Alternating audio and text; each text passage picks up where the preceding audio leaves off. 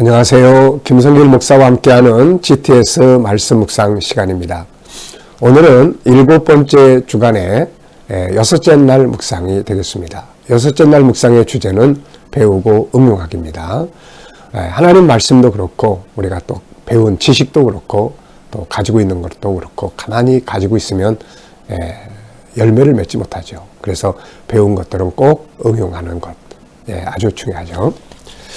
자, 오늘 이 그림을 보시고 먼저 정리를 해보겠습니다. 자, 이 그림을 보시면서 어떤 느낌이 드시는지.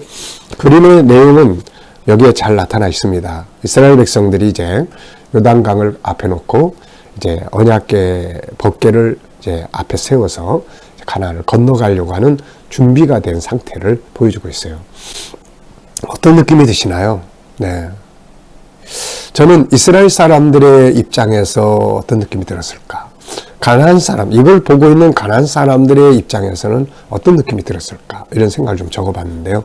먼저 이스라엘 사람들 입장에서 보면은 이제 40년 만에 드디어 이제 저 땅에 들어가는구나 하는 그런 기대감도 있을 거고, 또 흥분, 그러면서도 한편에서는 싸움이 있어야 되니까 두려움도 있지 않았을까 하는 생각을 해보고요. 가나안 사람들의 입장에서는 이 어마어마한 많은 숫자가 바로 눈앞에서 들어오니까 굉장히 좀 두렵지 않았을까 하는 생각을 해보게 됩니다. 자, 이제 내용 분석입니다. 눈에 보이는 것과 보이지 않는 것을 찾아보는 것인데요. 항상 우리는 눈에 보이는 면보다는 숨겨진 부분을 더 잘 찾아낼 수 있어야 합니다. 요즘에 우리 GTS 훈련하는 아이들, 이제 이게 아주 익숙해져서 숨겨진 부분들을 아주 깊이 있게 잘 찾아내는데, 이게 이제 창의력을 키우는 거고 생각을 성장시켜 가는 거죠, 이게. 자, 우선 눈에 보이는 부분은 요단강이 앞에 있고요. 건너편에 땅, 가나안 땅, 그리고 이제 이쪽에는 이스라엘 백성들의 아주 진용이 잘 갖춰져 있습니다. 앞에는 법궤를 맨 제사장, 그리고 그 다음에는 이제 갓, 루벤, 므낫세, 그리고 뒤에 본대, 이렇게 각 지파별로 이루어져 있죠. 자, 보이지 않는 것은 무엇입니까? 보이지 않지만 존재하는 것. 먼저 이 전체 상황을 이끌어 가시는 분은 하나님이시잖아요. 그래서 하나님은 보이지 않지만 존재하시고, 또 이스라엘 백성들의 마음, 또 요단강 건너편에 가나안 사람들이 이 사건의 앞에 대하는 어떤 생각들, 그리고 가나안 쪽에 있는 성이라든지 사람들, 이런 건 보이지 않지만 다 지금 존재하는 거죠. 자, 세 번째입니다. 그림에서 가장 중요한 것은 무엇인가요? 자, 이 그림에서 여기에 있는 것이든 아니면 이것과 관계됨 속에서 가장 중요하다고 생각되는 것, 저는 언약의 성취다, 이렇게 생각을 해요. 이 일의 배경은 창세기 12장 그리고 창세기 15장이죠. 하나님께서 아브라함에게 네 자손들에게 이 땅을 기업으로 주겠다. 그것이 이제 이루어지는 거거든요. 그래서 언약의 성취. 자, 네 번째 코너입니다. 기억력을 좀 향상시키는 건데요. 이걸 보면서 떠오르는 이야기나 어떤 사람, 그리고 어떤 성경이 있으면 한번 적어보십시오.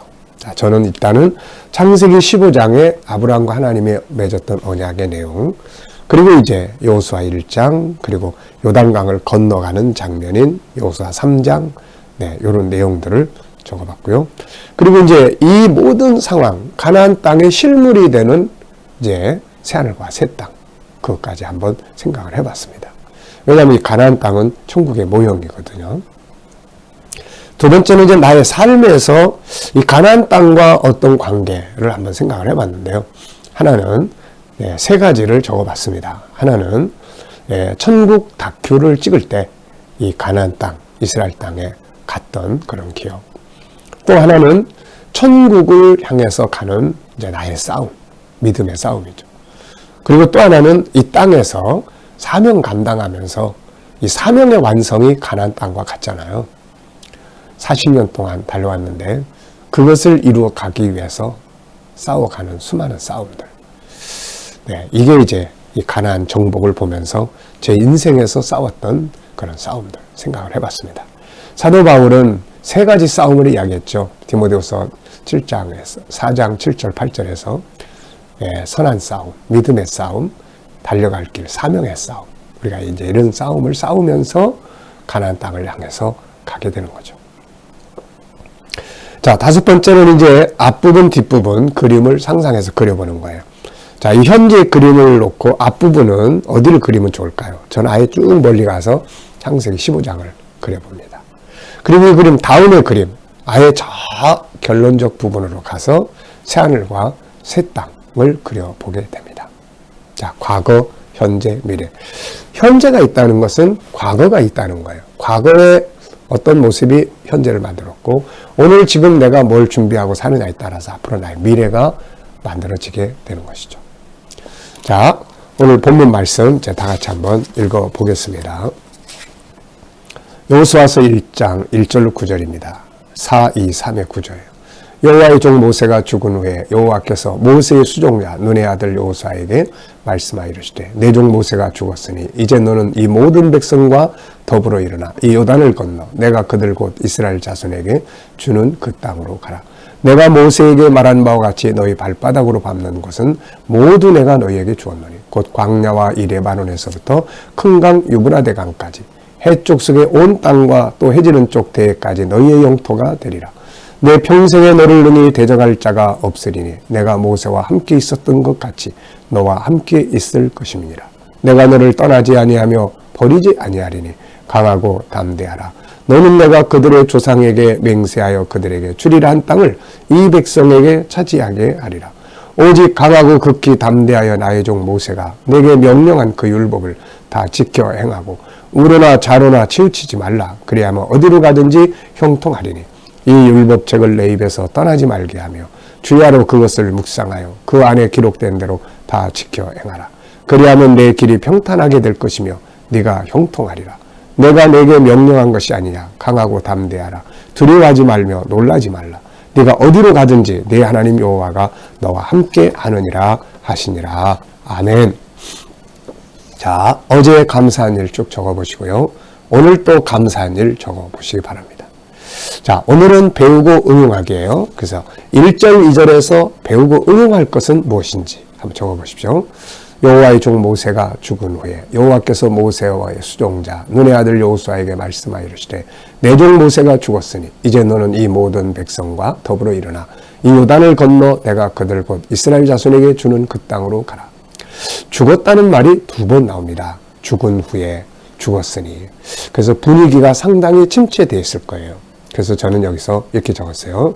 슬프거나 어려운 환경이 있다고 해서 그냥 주저앉아서 한숨 쉬고 낙심하지 마라. 그리고 일어나서 주는 땅으로 가라. 목표를 향해서 가라. 이런 말씀이에요.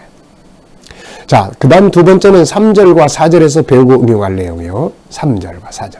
내가 모세에게 말한 바와 같이 너희 발바닥으로 밟는 것은 모두 내가 너희에게 주었노니 곧 광야와 레바논에서부터 큰 강 유브라데까지 해쪽 속의 온 땅과 해지는 쪽 대해까지 너희 영토가 되리라.